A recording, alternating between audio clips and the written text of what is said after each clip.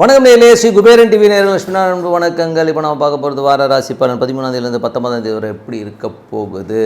So இதில் வந்து பார்த்திங்கன்னா எப்போதுமே வந்து நீங்கள் லக்னத்துக்கு பாருங்கள், ஓகேங்களா. ராசிக்கு பார்க்குறத விட லக்னத்துக்கு பார்த்தீங்கன்னா பர்ஃபெக்டாக வரும். ஸோ உங்கள் ஜாதகத்தில் வந்து லான்னு போட்டுருவோம், அதான் லக்னம். ஸோ அது வந்து இப்போ சப்போஸ் மகர லக்னம் விருச்சிக ராசினா நீங்கள் மகர ராசிக்கான பலன்களை பார்க்கும்போது அது பர்ஃபெக்டாக வரும். அது வந்து உங்களுக்கு வந்து அந்த தசா புத்தி அந்தரங்களை நோட் பண்ணிக்கிங்க. ஸோ அதையும் இதையும் லிங்க் பண்ணி பார்க்க ரொம்ப சூப்பராக வரும். ஒரு 90% பர்ஃபெக்டாக வருங்க. அதுக்கப்புறம் டிப் ஆஃப் த வீக் இந்த வீடியோட எண்டில் இருக்கும், கண்டிப்பாக பார்க்க மறந்துடாதீங்க. மீனராசி. ஸோ மீனராசிக்கு வந்து எப்படி இருக்கும் அப்படின்னும் போது சுக்கிரன் உங்கள் ராசி விட்டு போனால் கொஞ்சம் டென்ஷன் கம்மியாகுங்க.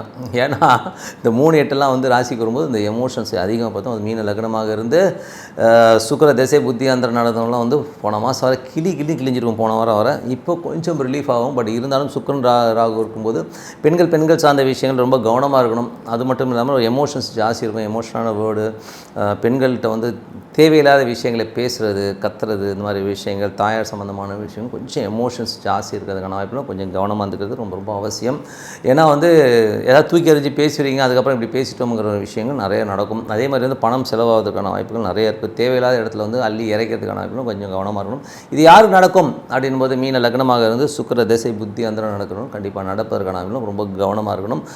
ராசியிலே வந்து உங்களுக்கு குரு சுக்கிரன் புதன்லாம் ஒன்றா இருக்குது. ஸோ அதில் வந்து என்னன்னா 4ஆம் அதிபதி மற்றும் 7ஆம் அதிபதியான புதன் வந்து ராசியிலே வந்து நீச்சமாகும்போது கொஞ்சம் அவமானங்கள், தாயாரினாலும் மனைவினாலும் நிறைய அவமானங்கள் ஏற்படுவதற்கான வாய்ப்பு, மன உளைச்சல் ஏற்படுவதற்கான வாய்ப்பும் நிறைய இருக்குது. ஸோ இது யார் நடக்கணும் போது மீன லக்னமாக இருந்து புதன் திசை புத்தி அந்த நடக்கணும். கண்டிப்பாக இந்த அவமானங்களை கண்டிப்பாக ஃபேஸ் பண்ணுவாங்க. ஸோ அதனால் கொஞ்சம் கவனமாக இருந்துக்கணும்.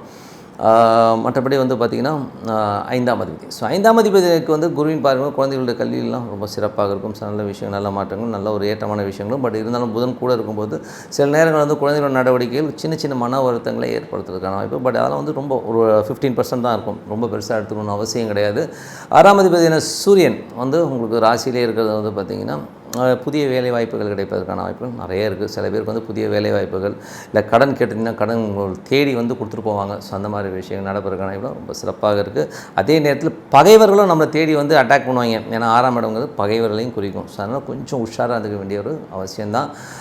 அப்போ என்ன பண்ணணும்னா கொஞ்சம் நியூட்ரலாக இருந்துக்கணும். எது வந்தாலும் அதை நம்ம அக்செப்ட் பண்ணுறதுக்கான விஷயங்களும். இது யாருக்கு நடக்கணும் போது மீன லக்னமாக இருந்து சூரிய திசை புத்தி அந்த நடக்கிறவங்களுக்கு கண்டிப்பாக நடப்பதற்கான வாய்ப்புலாம் நிறைய இருக்குது. ஸோ முதலே சொன்ன மாதிரி 7ஆம் அதிபதி வந்து புதன் வந்து நீச்சமாக இருக்கும்போது மனைவியுடைய செயல்பாடுகளாக கொஞ்சம் மன வருத்தங்கள் வருவதற்கான வாய்ப்புகளாக இருக்குது. கொஞ்சம் வந்து ஐயோ என்னடா அது இவ்வளோ கேவலமாக பேசுதே இருக்கிற எண்ணங்களும் ரொம்ப. ஸோ பார்ட்னர்ஷிப் சம்மந்தமான விஷயங்களும் கொஞ்சம் வந்து நம்மளை வந்து ரொம்ப அவமானப்படுத்துகிறாங்களோ அப்படிங்கிற விஷயங்களும் இருக்கும். ஸோ இது யார் நடக்கணும் மீன லக்னமாக இருந்து புதன் திசை புத்தி அந்த நடக்கிறவங்களுக்கு கண்டிப்பாக நடப்பதற்கான வாய்ப்புலாம் கொஞ்சம் கவனமாக இருக்கணும். 8ஆம் அதிபதி 2இல் இருக்குது. ஸோ 8ஆம் அதிபதி 2இல் வந்து 3-8 ஏதாவது ஒரு டென்ஷனில் நம்ம கத்திடுவோம். எமோஷனில் கத்துறதுனால நிறைய பிரச்சனைகள் வரும். அதே மாதிரி பணம் செலவு பண்ணும்போதுலாம் வந்து கொஞ்சம் ஜாகிரதையாக இருக்கணும். ஏன்னா வந்து நம்ம எமோஷன்ஸில் வந்து ஏதாச்சும் பேசிடுறதோ ஏதாவது தூக்கி அடிச்சுறதோ அந்த மாதிரி விஷயங்கள் பண்ணுவீங்க. அதனால் ரொம்ப கவனமாக இருக்க வேண்டிய ஒரு காலகட்டம் வந்து இது யாருக்குன்னா மீன லக்னமாக இருந்து சுக்கிர திசை புத்தி அந்த நடக்கிறவங்க ரொம்ப கவனமாக இருக்க வேண்டிய ஒரு காலகட்டங்கள் தாங்க. 9ஆம் அதிபதியான செவ்வாய் வந்து 4இல் இருக்கும்போது அம்மா அப்பாவுடைய விஷயங்கள். ஸோ அதில் வந்து என்னென்னா புதன் 9ஆம் அதிபதி வந்து 4இல் இருக்கும்போது அப்பாவுடைய விஷயங்கள் நல்லா சிறப்பாக தாங்க இருக்குது. ஸோ அதில் எந்த ஒரு மாற்றம் இல்லை. ஓரளவுக்கு வந்து அப்பாவுடைய விஷயங்கள்லாம் வந்து ஓரளவுக்கு நம்ம பாசிட்டிவாக தான் இருக்குது. ஒன்றும் ப்ராப்ளம் இல்லை. வெளிநாட்டில் இருக்கும் நல்ல ஒரு ஏற்றங்கள் நல்ல மாற்றங்கள்லாம் இருக்குங்க.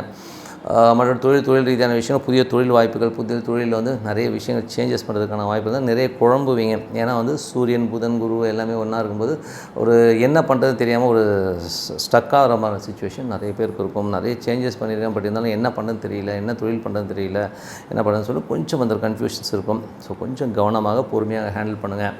ஏன்னா வந்து அஸ்தங்கமாகிருக்கு வேறு. புதன் அஸ்தங்கமாகும்போது வாழ்க்கையே வந்து ஒரு மாதிரி ஒரு ஸ்ட்ரெஸ்ஸாக ஒரு என்ன சொல்கிறது, எதுவுமே எல்லாமே இருந்தும் இல்லாத மாதிரி ஒரு ஃபீல் கண்டிப்பாக கொடுக்குங்க. வருமானமதி 12 இருக்கும்போது எவ்வளோ வருமானம் வந்தாலும் செலவுகள் அதிகமாக இருக்கும். ஸோ இது யார் நடக்கணும் போது மீன லக்னமாக இருந்து சனி திசை புத்தி நிறைய செலவுகள் உங்களை தேடி வருவதற்கான வாய்ப்பாக இருக்கிறதுனால கொஞ்சம் பார்த்து செலவு பண்ணுங்கள். ஸோ நல்ல விஷயங்கள் நல்ல மாற்றங்கள்லாம் ஏற்படணும்னா இறைவனை மனதார பிரார்த்தனை பண்ணுங்கள். ஸோ அந்த பிரார்த்தனை பண்ணும்போது நம்ம வந்து அடுத்த லெவலுக்கு போகிறதுக்கான வாய்ப்புலாம் ரொம்ப சிறப்பாக இருக்குது. ஸோ அப்போது பிரார்த்தனை ரொம்ப அவசியங்க. ஸோ இந்த வாட்டி வந்து டிப் ஆஃப் த வீக்கில் பிரார்த்தனை பற்றி தான் சொல்லுவோம் பாருங்கள். இந்த வாட்டி சொல்ல போகிறது பிரார்த்தனை. எப்போ பார்த்தாலும் இந்த மனுஷன் வந்து ராசி பலன் சொல்லும் போதெல்லாம் வந்து பிரார்த்தனை பண்ணுங்கன்னு சொல்கிறாரு அப்படின்னு சொன்னதுக்கு வந்து இப்போது லேட்டஸ்ட்டாக வந்து திரு நடிகர் திரு வெண்ணிராடை மூர்த்தியோட ஒரு இன்டர்வியூ வந்து நான் பார்த்தேன். அதில் வந்து அவர் சொன்ன அந்த ஒரு விஷயம் வந்து எனக்கு ரொம்ப ஆப்டாகப்பட்டது. அதை வந்து நம்ம டிப் ஆஃப் த வீக்கில் சொல்லலாம் அப்படிங்கிறது தான் வந்து என்னுடைய இது. ஏன்னா பிரார்த்தனைங்கிறது வந்து எவ்வளோ அவசியங்கிறத வந்து அவர் சொல்லியிருந்தார். ஸோ அதில் வந்து என்ன சொல்லியிருந்தாருன்னா, ஒரு மனிதன் டெய்லி வந்து பிரார்த்தனை பண்ணுவார், அவருக்கு எல்லா செல்வ வளங்கள் எல்லாமே கொடுத்துருந்தார் ஆண்டவன். அப்போ வந்து அவர் டெய்லி வந்து கனவுல பார்த்தீங்கன்னா ஒரு கடற்கரை ஓரத்தில் அவர் நடந்து போவார். அவர் 2 பாதம் அவர்தும் 2 பாதம் இறைவன் எப்போதுமே வந்து அப்படி பதிஞ்சு போகிற மாதிரி ஒரு கனவு டெய்லி வந்துக்கிட்டே இருக்கும். ஸோ ஒரு காலகட்டத்துக்கு மேலே இறைவனோட இது வந்து பார்த்திங்கன்னா 4 பாதங்கள் போகும்போது இறைவன் என்னோட இருக்கார் நினச்சிட்டு இவரும் நினச்சிட்டு இருந்தார். நான் டெய்லி பிரார்த்தனை பண்ணுவார், அவர் லைஃப் நல்லா ஸ்மூத்தாக போயிட்டு இருந்தார்.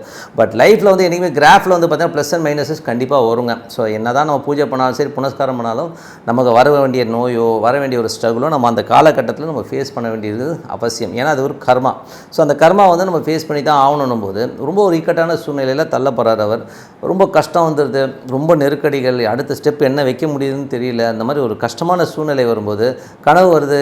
அதே வந்து அந்த பீச் ஓரத்தில் நடந்து போகும்போது பாதங்கள் பார்த்தீங்கன்னா இப்போ 2 பாதம் தான் வருது. ஸோ அவர் நினச்சி என்னடா அது 2 பாதம் தான் வரும்போது அப்போ ஆண்டவன் அவரோட இல்லை அப்படின்னு அவர் முடிவு பண்ணுறாரு. ரொம்ப கஷ்டம் கிட்டத்தட்ட வந்து நம்ம சூசைட் பண்ணிக்கலாமா, ஊரை விட்டு ஓடிடலாமா அப்படிங்கிற அளவுக்கு வந்து ஒரு கஷ்டங்கள் வருது. அப்போவும் டெய்லி வந்து கனவுல பார்த்தீங்கன்னா அந்த 4 பாதம் வரவே இல்லை, 2 பாதம் மட்டும் வருது. நினச்சாச்சு நான் என்னை வந்து அனாதரவாக விட்டுட்டு இறைவன் போயிட்டார்ன்ற லெவலில் ரொம்ப ஃபீல் பண்ணுறாரு. ஸோ இப்படியே இருக்குது, காலகட்டங்கள் மாறுது. ஸோ கஷ்ட காலங்கள்லாம் முடிஞ்சு நல்ல காலகட்டம் வந்து அவரும் ஒரு செல்வ செழிப்பாக திருப்பி பழைய மாதிரி வந்துடுறாரு. பழைய மாதிரி வரும்போது பார்த்தீங்கன்னா திருப்பி பார்த்தீங்கன்னா 4 பாதங்களோட போகிற மாதிரி ஒரு ஃபீல் கண்டிப்பாக வந்துடுது அவருக்கு. அப்போ இறைவன் திருப்பி வந்துட்டார் நம்ம கூட. இப்போ நல்ல காலகட்டம் வரும்போது தான் இறைவன் வராது, கெட்ட காலகட்டத்தில் நம்ம கூட இல்லை அப்படின்னு சொல்லிட்டு இறைவனை பார்த்து வந்து அவர் கேள்வி கேட்குறார். ஏன்டா நான் வந்து இவ்வளோ பூஜை பண்ணேன், எல்லாம் பண்ணேன், கஷ்ட காலகட்டத்தில் வந்து கடைசியில் பார்த்தீங்கன்னா 2 பாதம் தான் வந்து நீ என் கூட வரவே இல்லையே இறைவான்னு சொல்லிட்டு சண்டை போடுறார். ஸோ சண்டை போடும்போது இறைவன் சிரிச்சுட்டே சொன்னாராம், டேய் இது அந்த 2 பாதம் உன் பாதம் இல்லை, அது ஏன் பாதம், என்ன நான் உன்னை வந்து தோளில் தூக்கிட்டு போயிட்டு இருந்தேன் அப்படின்னு அவர் சொன்ன ஒரு விஷயம்.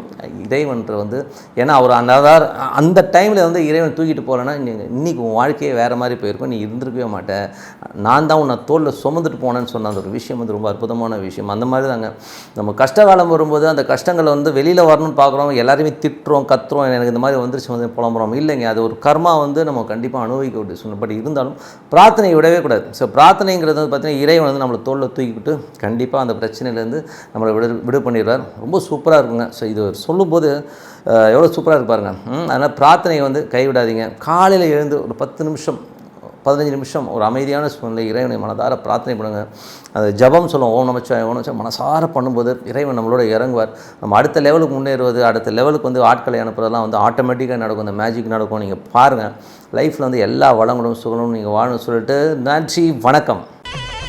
ஸ்ரீ குபேரன் டிவியை பார்த்தமைக்கு நன்றிகள். மேலும் இது போன்ற தகவல்களை தெரிந்து கொள்ள ஸ்ரீ குபேரன் டிவியை சப்ஸ்கிரைப் செய்யுங்கள். மறக்காமல் பெல் ஐக்கானை கிளிக் செய்யுங்கள்.